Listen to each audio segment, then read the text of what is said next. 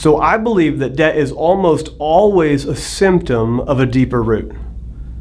Do you know what I'm talking about when I'm talking about the symptoms and the roots? Let me give you a quick example. On my way over to work this morning, I pulled these weeds out of the ground. Literally, I pulled over onto the side of the road, I found these weeds, and I pulled them out.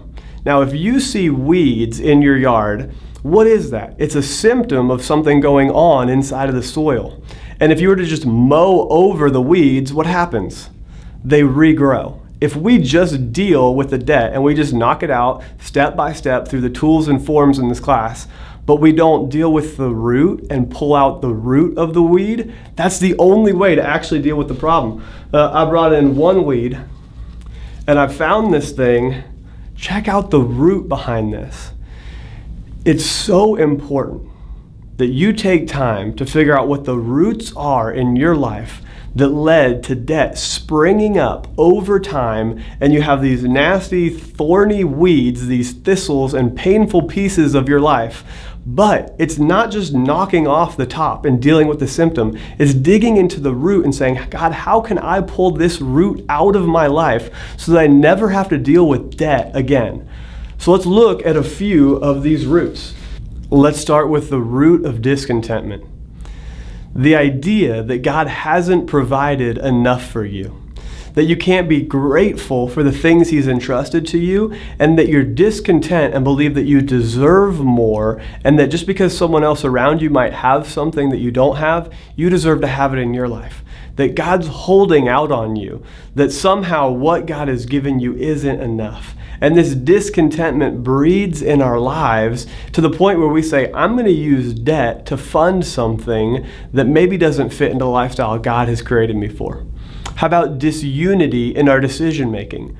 If you're married, you should be in complete unity with your spouse before you make a financial transaction. Now, you can make a dollar amount, maybe it's $50, and anything above that dollar amount you have to be in unity on before you make a purchase. You don't necessarily have to be in unity before you order off the dollar menu, but every time you make a financial transaction, there should be a plan in place that is unified where the two of you are coming together and there's unity. If there's not unity, then you're going to have two different people going two different directions, and that could lead to debt in your life. Another is a root of pride. This belief that there's something inside of me that deserves what I want to have whenever I want to have it. A prideful, arrogant spirit that needs to show off through things, through status symbols. The flip side of this is insecurity.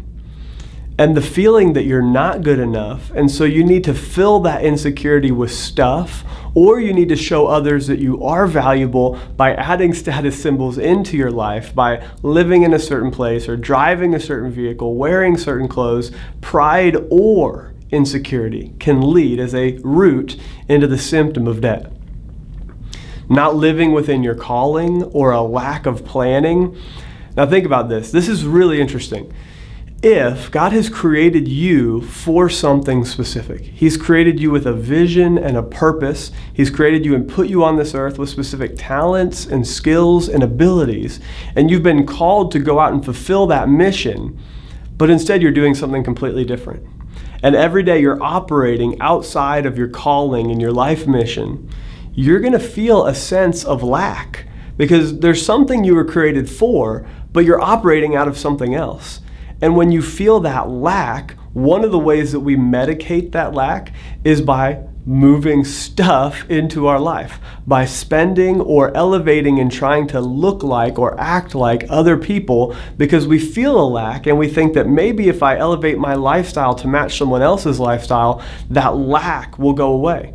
When really we're operating outside of the calling that God has created us for. Think about your own life. What are some of the roots? What are some of the symptoms that you've seen? Not just debt, not just overspending, but maybe there are some feelings or emotions that you've constantly had in your life, and you can see the symptom, and it's time to identify the root of that.